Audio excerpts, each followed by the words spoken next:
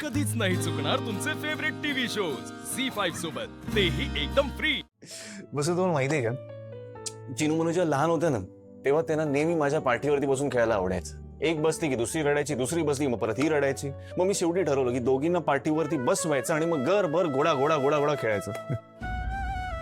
मी तुम्हाला सांगतो ना, आपल्या घरी ना परत असे घोडे धावणार आहेत। सगळीकडे कसा असा आनंदी आनंद होणार आहे।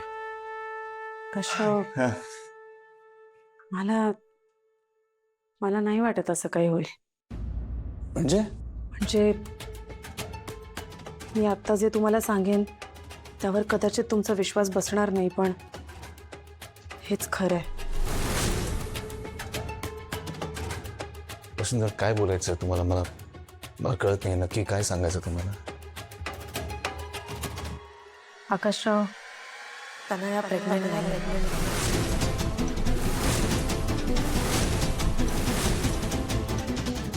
व्हॉट? वसुंधरा, काय बोलताय तुम्ही? हो, आणि मला हे आजच कळलं। कसं शक्य आहे? मला इतके दिवस डाऊट होताच। तिचं घरात कसंही वावरणं, पिझ्झा खाणं, रूममध्ये एक्सरसाइज करणं, सगळंच खूप विचित्र होतं। आज बाबा आले होते तिला भेटायला, तिच्याशी बोलायला, समजवत होते, ओरडत होते। इतकंच नाही तर विशाखा मॅमला सुद्धा या सगळ्या प्रकरणाविषयी कल्पना आहे। तनया प्रेग्नन्सीचं नाटक करते हे समजलं मला त्यांच्या बोलण्यावर। नाही वसुंधरा, मला काय वाटतं काहीतरी गडबड झाली असेल। नाही म्हणजे मी तुमच्यावरती अविश्वास दाखवत नाहीये, पण कदाचित काहीतरी ऐकण्यामध्ये समजण्यामध्ये काहीतरी घोळ झाला असेल। नाही आकाशराव, मी माझ्या कानांनी ऐकलंय सगळं, आणि तनया त्यांना फोनवर हे सगळं सांगत होती हेही मी ऐकलं। दोघी माहिले की मिळून नक्की काहीतरी गडबड करते, आणि आता एक एक गोष्ट मला कळत चालली। काय कळलंय तुम्हाला? तनयाने घरी जो पिझ्झा मागवला होता ना, त्याच्यात तो मेसेज लिहिला होता रेस्ट इन पीस, आणि हे सगळं एक गुंड करत होता। त्याचा तनयाला वारंवार फोन येत होता, ब्लॅकमेल करत होता तो तिला।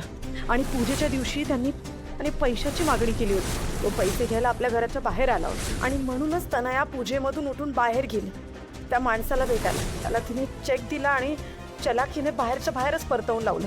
हे सगळं मी माझ्या डोळ्यांनी पाहिलंय, आणि त्याचा पाठपुरावा करत मी त्याच्या मागे गेले, म्हणून मी पूजेला नव्हते। तेव्हा याच माणसाचा मी पाठलाग करत होते। जेव्हा मी बोलायला म्हणून त्याच्याकडे गेले तेव्हा अचानकच एका ट्रकने त्याला उडवलं, आणि तेव्हा त्याने मरताना मला लकीचं नाव सांगितलं। ट्रकने ज्या माणसाला उडवलं त्यांनी लकी हे नाव लिहिलं, आणि त्या माणसाचं विशाखा आणि तनया या दोघींची कनेक्शन। याचा अर्थ लकी, विशाखा मावशी, तनया हे सगळे एकत्र या सगळ्यामध्ये इन्व्हॉल्ड। हे सगळं खूप कॉम्प्लिकेटेड आहे। जर लकीचं खरंच या सगळ्याशी काही कनेक्शन असेल ना, तर आपण त्याला भेटायला पाहिजे। त्याला भेटल्यावर आपल्याला नक्की काहीतरी क्लू मिळेल। आणि एक मिनिट वसुंधरा, हे बघा, हे सगळं खूप रिस्की आहे, आणि त्या माणसाची सावली सुद्धा मला तुमच्या जवळ नको। आणि लकीचं जाऊ द्या, तर आता आपल्या घरची आहे ना, ती एवढं मोठं खोटं कसं बोलू शकते आपल्या सगळ्यांना? दिस इज अनबिलिव्हेबल। माझा विश्वासच बसत नाहीये। तनया हे कसं करू शकते? तनया असं सगळं वागते आकाशराव कारण तिची आई तिला ड्राईव्ह करते, आणि विशाखा मॅम असं का वागतात हे मलाच कळत नाही। एक्झॅक्टली। या सगळ्या बाबत आपल्याला अखिलला अलर्ट करायची गरज आहे, आणि फक्त अखिललाच नाही तर घरच्या सगळ्यांनाच।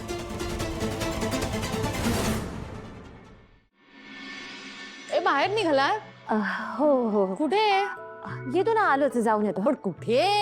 आई हॉस्पिटलला चालू पहिली सोनोग्राफी आहे। थांब, मी पण येते, मला पण बघायची। आई आज कशाला? आज तर रुटीन चेकअप आहे, आज नको। आजची सोनोग्राफी इम्पॉर्टंट नाहीये। मी काय म्हणते, तुम्ही पुढच्या वेळेस या। तुमची दगदग होईल हो। आई तुम्ही आराम करा, चल आपण जाऊ ना। नाही होणार दगदग, मला राहवत नाहीये ग। पहिली सोनोग्राफी आहे ना, आणि सगळ्यात महत्वाचं म्हणजे तू डॉक्टरांचं ऐकत नाहीस, मग मला लक्ष नको घालायला। आणि ह्याच्यानंतर मी जातीने लक्ष देणार आहे हिच्याकडे। हा, औ मी आले जर। मी काय घोडं मारले? मी पण येतो ना, आजोबांना पण सर्व कळायला पाहिजे। काय मी तर म्हणतो भास्कर तू पण चल चल चल चल चल. नाही नको बाबा, तुम्ही जाऊन या, मला थोडी कामं आहेत, मी थांबतो इथेच. मी आले जरा मोबाईल वगैरे घेऊन. आलो मी गोळी खाऊ देतो. बरं लवकर या, मी बाहेर गाडी लगेच काढतो. लगेच लगेच ये चल. माय गॉड, आई आता सोनोग्राफी बघतील आणि त्यांना कळेल की माझी प्रेग्नन्सी फेक आहे. माझ्या पोटात तर बाळ नाहीये. हे त्यांना समजल्यावर ते काय करतील? नाही नाही नाही, माझं आणि मम्माचं आता काही खरं नाहीये. मला आधी मम्माला सांगायलाच हवं. पण इथे नको कोणी ऐकलं तर. मी बाहेर जाऊन सांगते. हा, बाहेर जाऊन कॉल करते.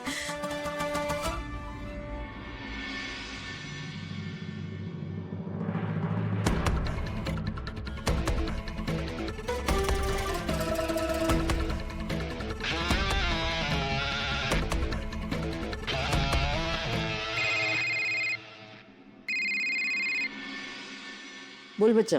मम्मा, अगं खूप मोठा प्रॉब्लेम झालाय. अखिल, आई बाबा सगळे माझ्या बरोबर हॉस्पिटलमध्ये येतात. मग आता त्यांना कळेल ना माझी प्रेग्नन्सी फेक आहे. मला खूप भीती वाटतेय. बच्चा डोंट पॅनिक. हे बघ, तुला काहीही होणार नाही आणि कुणाला काहीही कळणार नाही, कळलं? How is it possible? मम्मा तू काहीतरी कर, नाहीतर खूप मोठा प्रॉब्लेम होऊन जाईल यार. हां, हे बघ, ठरलं माझं काय करायचं ते. बच्चा मी सगळं बरोबर करते, तू घेऊन जा सगळ्यांना तिकडे. मम्मा नक्की सगळ्यांना घेऊन जाऊ? बघा सगळं उलट सुलट होईल आणि वाट लागेल माझी इथे. माझ्यावर विश्वास नाहीये का तुझा? हो ग बाई, माझा तुझ्यावर पूर्ण विश्वास आहे. देन डोंट वरी, जस्ट काम डाऊन. मी करते सगळं व्यवस्थित. चल आता मी फोन ठेवते, मला डॉक्टरांना फोन करायचा आहे. ओके हो, okay okay, bye bye bye bye. मम्मा प्लीज काहीतरी नीट कर यार, नाहीतर माझं काही खरं नाही.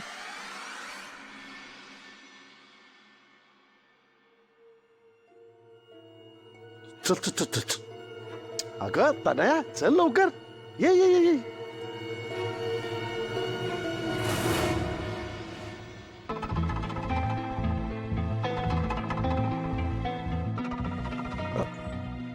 दादा, हां.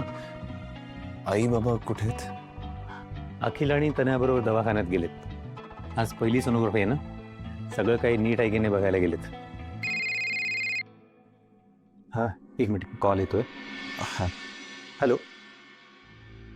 सोनोग्राफी बघून त्यांना कळेल की हे सगळं खोटं आहे. त्यांना प्रेग्नेंट नाही आहे. सुंदर, एका अर्थी बरंच होईल ना.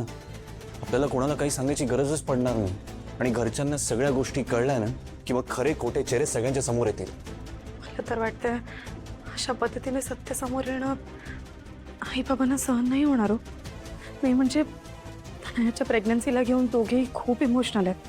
आई तर स्वेटर विणण्यापासून बाळाचं नाव काय ठेवायचं ते अगदी तनयाचं बाळच या घराण्याचं वारस होईल अशी सगळे स्वप्न बघतात. जेव्हा त्यांना कळेल ना हे सगळं खोटं आहे तेव्हा त्यांना आणि बाबांना काय वाटेल हो? आई तर आकाश पाताळ एक करतील, अकांड तांडव करतील.